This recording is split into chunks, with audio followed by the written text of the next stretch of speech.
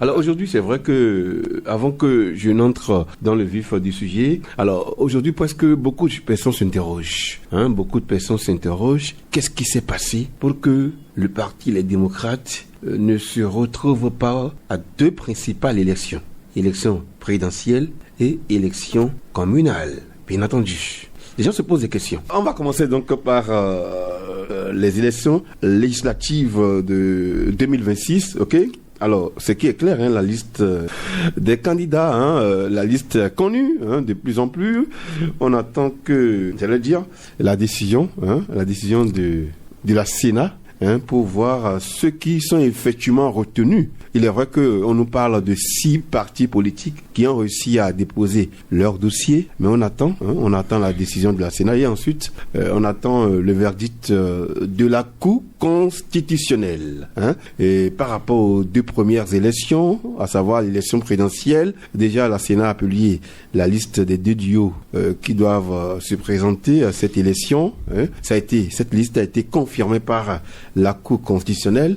Et puis par rapport aux élections communales, la Sénat a également publié la liste de ces partis retenus et la Cour suprême a validé la liste déposée par la Sénat. Parce que pour ce qui est du contentieux électoral, en ce qui concerne les élections communales, c'est bien l'institution qui est habilitée à être saisie, c'est bien la Cour suprême. Voilà. Ok. Alors, on entend des noms, il y a des surprises, il y a des absences, mais on va s'intéresser aux élections législatives. Les absents. Alors, je disais tantôt qu'on sait désormais la destination des 6 démissionnaires du bloc. Si vous voulez, du parti Les Démocrates, oui. Parce qu'ils ont démissionné. On sait que 4 se retrouvent du côté de l'UPR, Union progressiste Le Renouveau, et 2 se retrouvent du côté du BR, ok? Et ils ont été positionnés. Quand vous prenez Michel Sodinou, l'homme par qui tout a commencé, Michel Sodinou, ok? Lui, il a été positionné sur le parti BR. Oui. Bloc républicain, 2e titulaire sur la liste, après derrière Sofiat Tchanou, dans la 18e circonscription. 19e. Merci, 19e. Merci beaucoup. Ça, c'est au niveau des agrégés, Porto Novo, Zemepodi, quoi. Donc, BR se retrouve sur la liste BR, 2e titulaire. Alors, quand on prend Constant Naoum, lui aussi, je crois, il se retrouve sur la liste BR, 2e titulaire derrière Chantal Ayi. Maintenant, les 4 autres démissionnaires se retrouvent sur les listes du parti UPR, à savoir Léansou Dorego, ok, qui est également 2e titulaire. Sur cette liste-là, dans la 15e. Et puis il y a la députée Denise positionnée sur la ligne réservée aux femmes. Dans la 15e. Oui. Et un autre député démissionnaire qui se retrouve sur la liste de l'UPR, Joël Godonou, 2e titulaire, avec Louis Katroko, qui est tête de liste désormais dans la 16e circonscription électorale. Avant, c'était qui? Avant, c'était Diogbenou, voilà. En 2023. Mais Diogbenou se retrouve à Abomey. À Abomey, désormais. Alors donc, Joël Godonou, 2e titulaire UPR dans la 16e circonscription électorale. Et puis, nous avons également, je crois... Chantal Adjovi, voilà, oui. Chantal Adjovi, qui est également... positionnée sur la ligne réservée aux femmes. Voilà. Donc, les 6 démissionnaires, on peut tirer leur épingle du jeu, est-ce qu'on peut dire? N'est-ce pas? Commentaire. Oui. Maurice. Je crois qu'il y en a eu plus que 6. Il y a eu plus que 6 démissionnaires. Au niveau du parti Les Démocrates. Non, je parle des députés. Je dis, il y en a, puisque Justin Adjovi est également député. Non, mais c'est un ex-député. Donc, il a aussi quand même démissionné. Il y a un certain nombre qui ont démissionné. Et les démissions continuent d'ailleurs. Au niveau de ces partis? Ça continue. Donc, on attend de voir ce que... ça mijote là. Mais est-ce que le fait que ces démissionnaires se retrouvent sur ces listes-là, est-ce qu'ils ne mettent pas en difficulté ces listes? Je crois que honnêteté oblige. Le chef de l'État l'a dit ouvertement qu'il prendra langue ses députés les démissionnaires et qu'il discutera avec les partis pour voir comment gérer leur cas. Et je crois que déjà il a annoncé clairement qu'il allait les récupérer et aujourd'hui ils ont été positionnés, donc cela ne m'étonne point moi parce que le chef d'orchestre l'a annoncé. Et vous comprenez, ce qui devrait nous intéresser, pourquoi il y a eu ces jeux de chaises où certains qui ont l'habitude d'être positionnés ou de se faire élire dans une circonscription donnée se sont retrouvés dans une autre circonscription. Est-ce que c'est la volonté de tenir compte maintenant des réalités du terrain ou d'un certain nombre de paramètres auxquels on ne tenait pas compte avant? Parce que il faut pas que... Là, vous pensez à Luc Atronco? Pas forcément Luc Atronco. À Joseph Jogbenou aussi? Oui, Orden Aladati, qui était souvent allié dans la 6e, dans la 16e, mais qui se retrouve désormais dans la 6e, à Calavi. Donc, on en viendra par rapport à ces déplacements-là. Je parle des démissionnaires. Est-ce que le fait qu'on positionne ces gens-là, est-ce qu'ils ne mettent pas en difficulté les listes? Quand je prends un député comme Michel Sodino dans la 19e circonscription électorale. La perception ou ce que vous percevez de ce député, ce n'est pas forcément ça que d'autres perçoivent. Comme on le dit, la perception, elle est subjective. C'est lié à nos valeurs. C'est lié aux valeurs intrinsèques, personnelles de chaque individu. Vous comprenez? Et l'enjeu politique. Mais il faut tenir compte plutôt des enjeux politiques qui ont amené ces partis à les aligner sur les listes. Il ne faut pas oublier qu'ils ont joué un rôle, qu'on le veuille ou pas, stratégique. Quel stratégique? Je dis, ils ont joué... Je ne suis pas là pour juger quelqu'un qu'il a trahi ou il n'a pas trahi. De toutes les formes politiques, on joue à la... C'est comme un échiquier. Et lorsque l'adversaire vous donne un pignon, vous pensez qu'il vous fait grâce et qu'il est gentil. Non, c'est pour en avoir plus. Et donc, en politique, moi, je ne parle pas souvent de trahison. Donc, tous les coups sont possibles en politique. C'est ce que vous voulez dire. Ça a toujours été comme ça depuis toujours et dans tous les pays. Et donc, en politique, ce n'est pas une histoire de enfant de cœur. Si vous voulez vous aligner sur vos valeurs, n'allez pas jouer sur ce terrain. Si vous voulez jouer sur ce terrain, marchez avec les loups. Pas forcément pour être méchant, mais pour savoir comment ça se passe. Donc en politique, c'est les enjeux. Pas la vertu. Il n'y a pas de vertu en politique. Je dis en politique, ce sont les enjeux d'abord. Ce sont les enjeux politiques. Et tous les coups sont permis. Mais c'est comme des chefs de guerre. On peut dribbler les gens du jour au lendemain. Oui. N'oubliez pas qu'au départ, il y a eu un contrat social. Mais attention, dans notre contexte, il faut toujours contextualiser. Dans notre contexte et la façon dont nous faisons les élections. Vous êtes sûr que c'est sur la base d'un programme que ces gens-là sont élus? Non. Et nous savons tous, en 2023, comment ils ont été élus. Il y en a qui ne sont même pas connus du public, mais qui ont été élus. Et c'est aussi ça. Donc, il faut pas... Ce n'est pas là où on a fléchi qu'il faut voir.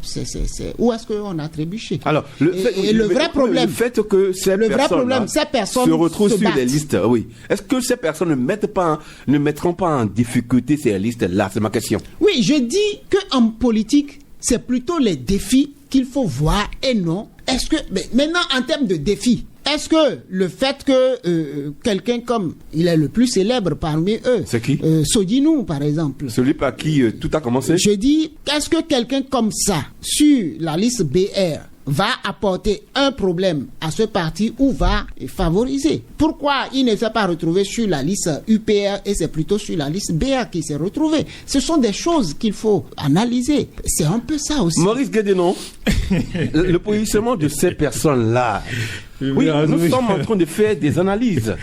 Je regardais avec beaucoup de peine quand il parlait. Mon ami Jacques.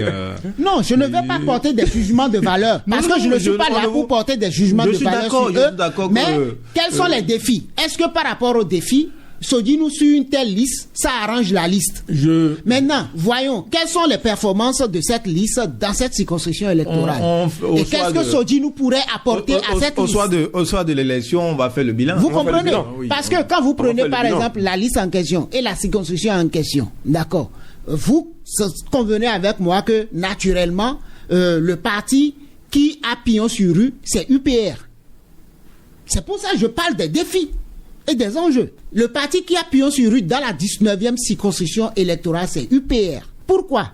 UPR, ce n'est plus à démontrer que c'est la fusion de l'UP, de l'ancienne UP et du parti PRD, de l'SPRD. Et jusqu'à présent, on ne nous dit pas que l'SPRD a fini par rompre le mariage et que ces éléments sont partis. D'accord. Donc, le parti qui a pignon sur rue naturellement, c'est l'UPR. Et ce député ne s'est pas retrouvé sur l'UPR. Ça veut dire que BR, dans cette circonscription électorale, se dit, avec celui-là, certainement que nous allons faire du mal, nous allons parvenir à glaner plus de voix dans cette circonscription électorale. Et c'est pour cela que je dis, il faut analyser, apprécier les défis. Pourquoi tel a été positionné sur telle liste. Et lorsque je reviens dans la 16e circonscription électorale, par exemple, où Joël Godonou et autres ont été positionnés, lorsque je laisse Lucas Tropo, qui était déjà le maire de ce truc-là, qu'il vous souvienne qu'en 2023, lors des élections législatives, d'accord, ce parti UPR a eu du mal à lever un siège. Dans la 16e. Dans la 16e. Et vous comprenez, un certain Godonou, qui était un SRB, et les RB se sont retrouvés majoritairement sur quelle liste? Sur la liste, et sur UPR. Et donc, un Godonou qui se retrouve maintenant dans sa circonscription, normalement, et avec ses anciens amis, est-ce que ça renforce le parti? Parce que nous focaliser sur la morale et autres, vous estimez qu'après tout, les gens, ils ont toujours leurs amis. Ils ont toujours des amis, ils ont toujours des familles, ils ont toujours leurs affinités qu'ils ont entretenues depuis toujours. Donc, on ne peut pas se lever aujourd'hui et dire parce que ils ont démissionné. Ils ont quitté un parti, ça allait jouer sur eux. Parce que LD. Mais c'est qu'on savait en son temps. Puisque LD n'a pas eu une histoire dans la 16e circonscription électorale. C'est qu'on savait en son temps, lorsqu'un militant quitte le parti PRD, SPRD autrefois, lorsqu'il est positionné ailleurs, il n'est jamais élu. Il est sanctionné. C'est ce qu'on savait avant. Oui, ça. Mais est-ce que ces gens-là sont PRD? Vous écoutez, les réalités ont changé. Mais ces gens-là ne sont pas PRD. Non. Et LD, est-ce que LD a une histoire en dehors de 2023? Et nous savons tous comment LD a été créé disons en 2000. Non, pas en 2000. Je dis en 2000. L'an 2000. Pardon, 2020. Voilà. Vous m'excusez. Donc, nous savons tous comment ça a été créé en 2020. Nous savons tous qui sont ceux qui ont fourni des efforts pour que ce parti participe, il y a 3 ans, aux élections. Aujourd'hui, nous voyons tout ce qui se passe, où il y a une certaine frustration à l'intérieur du parti, où les gens sont fâchés avec la gouvernance de ce parti. Okay. Et donc, est-ce que le fait que ces gens-là soient fâchés contre la gouvernance actuelle au sein de ce parti va influer sur le choix prochain des électeurs? Ça, c'est un autre débat. C'est une autre question. Alors, Maurice, oui, le positionnement de ces démissionnaires. Oui, je pense que je l'ai dit et je vais le répéter, Wilfried, c'est au soir de ces élections qu'on saura si ces démissionnaires qui ont été positionnés sur ces partis ont apporté un plus à ces partis politiques. Est-ce qu'ils ont apporté de la plus-value? De la plus-value à ces partis politiques. Parce que ne l'oubliez pas, en positionnant ces démissionnaires qui ont quitté l'opposition et se sont retrouvés sur ces listes de la mouvance, ont quand même fait que certains qui étaient les ténors de la mouvance dans ces différentes circonscriptions étaient obligés d'aller se réfugier ailleurs ou de retrouver pour leur place ailleurs. Je prends la 16e, parce que Jacques l'a rappelé, l'EP avait du mal en 2023 à lever un siège. Et c'était le président du parti même qui conduisait la liste en ce moment-là. Jacques a rappelé aussi que ceux qui ont voté peut-être pour l'opposition ou pour les démocrates en 2023 ne connaissent forcément pas, n'ont pas forcément voté pour ces élus-là. Ont voté parce qu'ils n'étaient pas d'accord avec une certaine gouvernance. Est-ce que, en voyant le comportement de ces démissionnaires, est-ce qu'ils vont réussir à les amener pour dire bon, on est allé là-bas parce que ce que moi j'observe bien ces démissionnaires, parce qu'ils ont fait une sortie politique récemment, il faut savoir, dans leurs propos, ils n'ont pas parlé de la gouvernance de Patrice Talon, parce que c'est une gouvernance, ils se sont tout le temps opposés à cette gouvernance-là. Mais maintenant, comment réussir à dire, est-ce qu'ils vont dire, nous préparons l'avenir, raison pour laquelle nous sommes allés là-bas, on va voir quel sera le discours qu'ils vont tenir sur le terrain. Mais une chose est sûre, certains électeurs ne vont pas se retrouver dans ce choix-là. Oui, parce qu'ils vont dire, mais je pense que la proposition de révision de la Constitution... ils vont se souvenir du contrat social du départ. Oui, mais c'est ça. Mais quand vous voulez sortir de là où vous étiez et on a voté pour vous et vous avez fait le choix d'aller ailleurs, là, ce qu'on reproche tout le temps à nos mandants, à nos électeurs, à nos responsables, à nos élus, c'est qu'ils ne font pas un retour à la base. Je veux poser tel acte parce qu'à un moment donné, je ne me retrouve plus.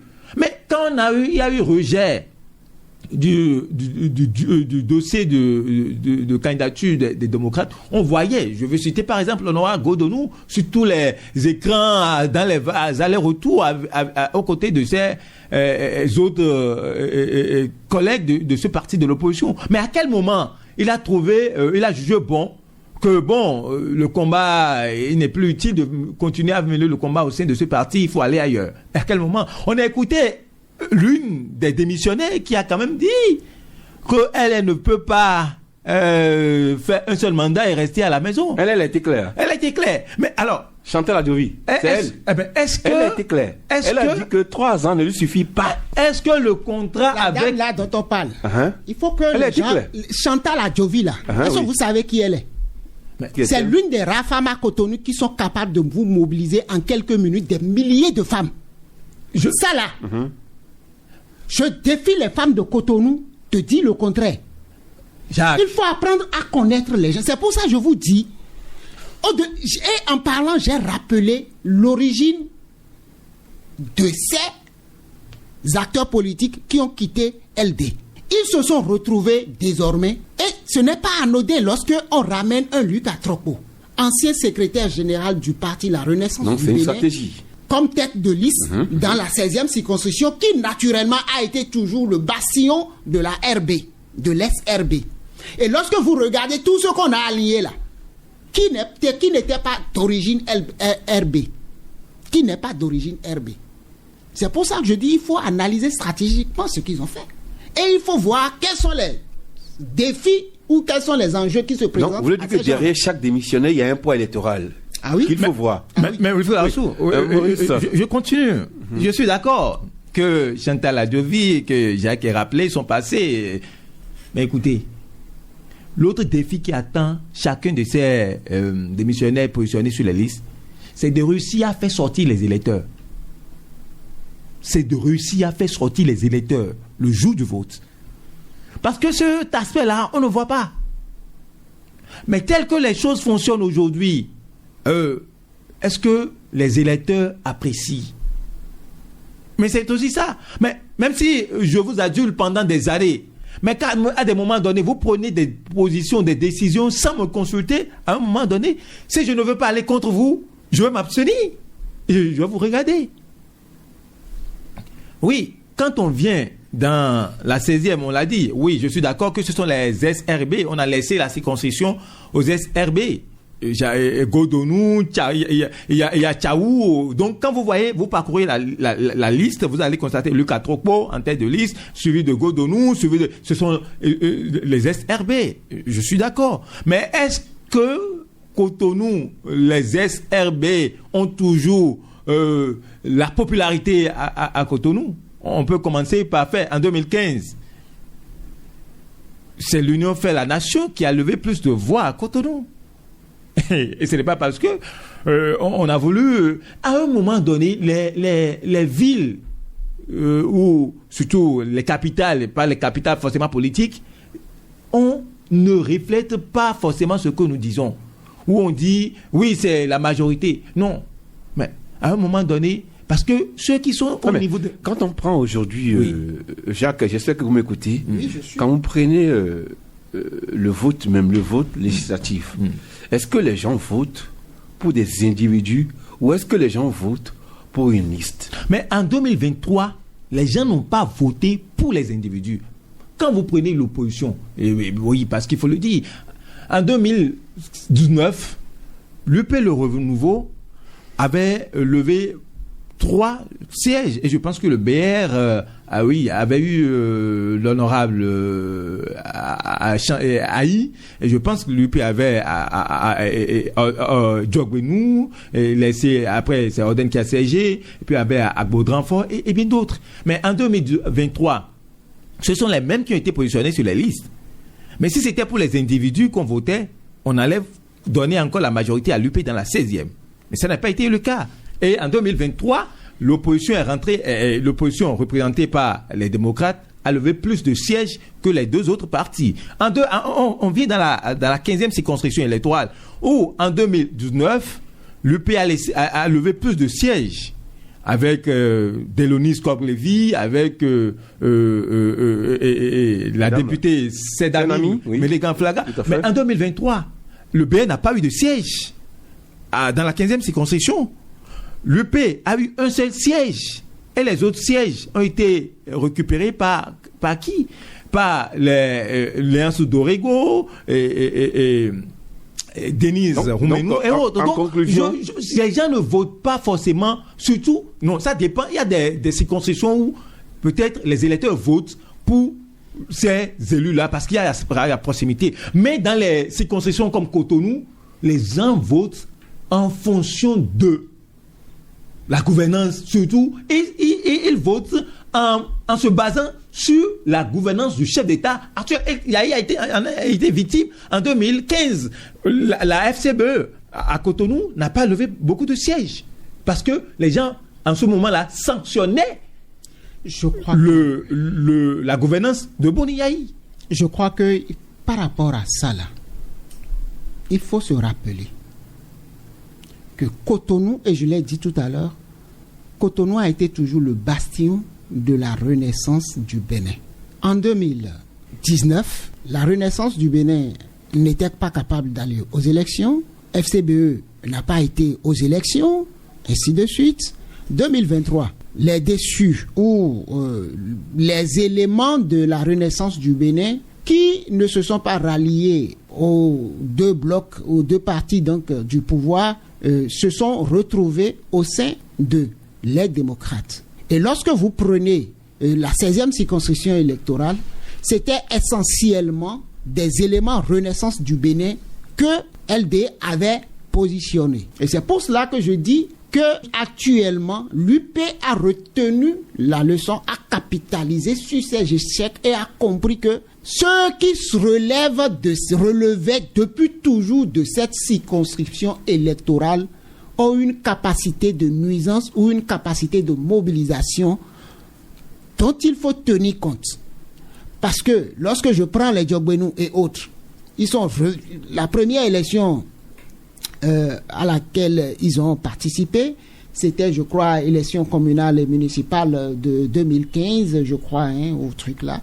Et ils étaient les nouveaux avec leur parti Alternative citoyenne qu'ils ont. Et puis ils sont allés, je crois, en alliance à l'époque avec Restaurer l'Espoir.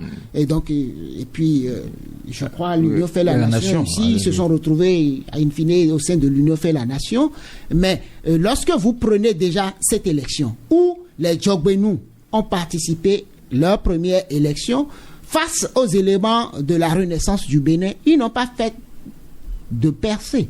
Et à l'élection législative de, je crois aussi 2015 aussi, hein, je crois que c'était ça, non? 2015. Oui, il n'était pas, je ne me rappelle pas qu'il soit au Parlement en 2015. Il n'était pas allé au Parlement. Qui ça les Djogbenou. Oui, mais bien parce sûr. Que, non, ils sont allés parce que la renaissance du Bénin est là. Non, mais ils sont allés, rappelez-vous. Est-ce qu'ils ont été élus? Oui, bien sûr. En 2015. En 2015. Rappelez-vous, c'est avec avec ce candidat que l'Union fait la nation. Et il y avait juste 2 élus. Djogbenou était déjà au Parlement. Hein, Djogbenou a été élu en tant que tête de liste et Orden Aladati suppléant. Après lui, il doit avoir Agbo-Dranfort. Ça, c'est 2019. Baudrenfort était là déjà. Hein. Oui, en 2019. Déjà même en 2000. En 2015, avec l'Union fait la nation. Où il y avait candidat Zanaï. Ils avaient Djobénou et je crois ils ont un troisième. Parce qu'ils ont fait du mal. À l'époque, ils ont fait 50-50 avec l'ARB. À l'époque. Ils avaient fait pratiquement 50-50 avec l'ARB.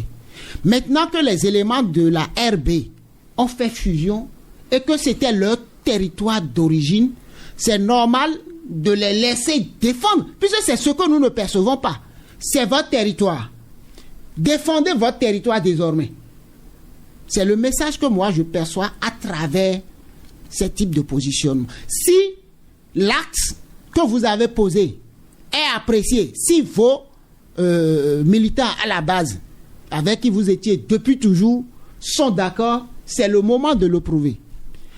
Moi, c'est la lecture que je fais. Ce n'est pas pour rien que ces éléments-là, à Baudrenfort, Djobénou, Orden, sont allés ailleurs. Oui, cette fois dans la 15e circonscription, on retrouve en tête de liste Alessandre Sohou. Oui.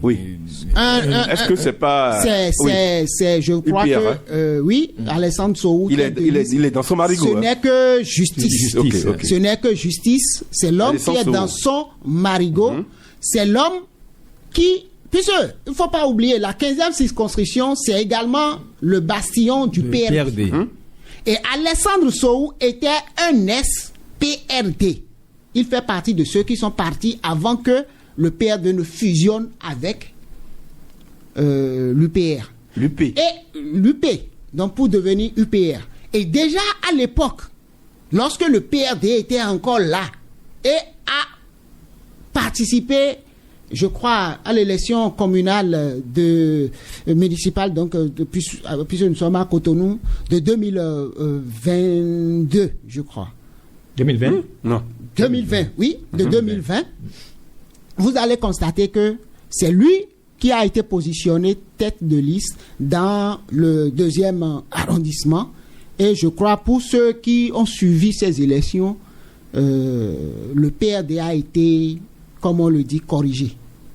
Et donc, lui... À cause de Alessandre Sohou. Alessandre Sohou, qui était un ex-PRD, qui s'est aligné sur l'UPR, il a montré que le PRD, dans au moins cette circonscription électorale, puisque on était pour les élections communales, il a montré que c'est lui et non le parti. Après ça, on a eu l'UP en 2023 ne l'a pas aligné comme, puisqu'il était pressenti en 2023 déjà pour être aligné comme cheval de départ pour les législatives de 2023. Finalement, il n'a pas été aligné. Ceux qu'on a alignés, qui étaient, vous m'excusez encore, c'est la même chose qu'aujourd'hui où on a voulu aligner les PRD Bonté, on a eu les résultats. Aujourd'hui, on a ramené quelqu'un qui a une assise réelle comme tête de liste pour conduire la liste. Ce n'est que justice pour celui-là. Et c'est pour ça que je dis, c'est stratégique les positionnements. Et l'autre absent, c'est bien Délonis Koglevi, hein? Oui, dans la 15e. Hein? Oui, Jacques a commencé par donner les noms. Oui. C'est, vous quand même, vous savez, Délonis à un moment donné a eu quelques soucis avec son parti. Il faut le rappeler. Pierre. Oui, mais rappelez-vous de sa déclaration, sa publication sur sa page Facebook en 2024, où après les élections de 2023, il dénonçait la façon dont la campagne a été menée pendant ces législative, où il disait même que il a fonctionné en loup solitaire, il a fait la campagne de façon solitaire, hein, où il allait seul, et même il n'a pas bénéficié d'un accompagnement. Certainement, il dénonçait une vérité. Oui, bon, écoutez, peut-être que la façon de dénoncer n'a pas plu au parti. Je me rappelais, en ce moment, on avait dit que il finira pas être... Son souhait était scellé depuis ce temps. Bon, le parti ne va pas rester sans sanction. Et c'est vrai qu'à un moment donné, ses autres collègues de la circonscription gens sont allés vers lui, peut-être échanger, peut-être lui dire évite de faire ces genres de communication sur ta page parce que tu es une personnalité, beaucoup viennent visiter ta page et ça ne frise pas, ça ne permet pas la cohésion au sein peut-être du groupe. Et à la fin, bien avant qu'on ne dévoile la liste de l'UPR dans la 15e circonscription électorale, nous on apprenait déjà qu'il ne sera pas sur la liste.